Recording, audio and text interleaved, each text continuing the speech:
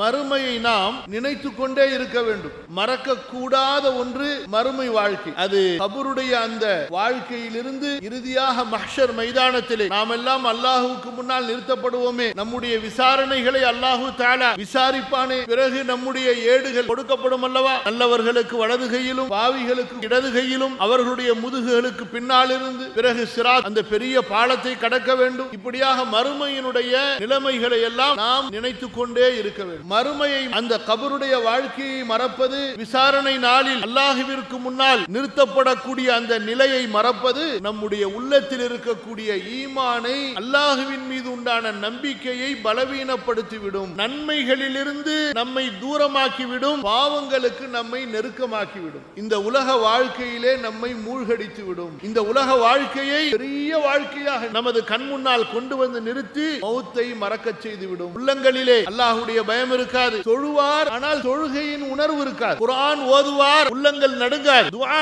கேட்பார், ஆனால் கண்களிலே கண்ணீர் வராது. மறுமையை மறப்பது, விசாரணை நாளை மறப்பது அவ்வளவு ஆபத்தான ஒன்று. அல்லாஹ் பாதுகாக்க வேண்டும்.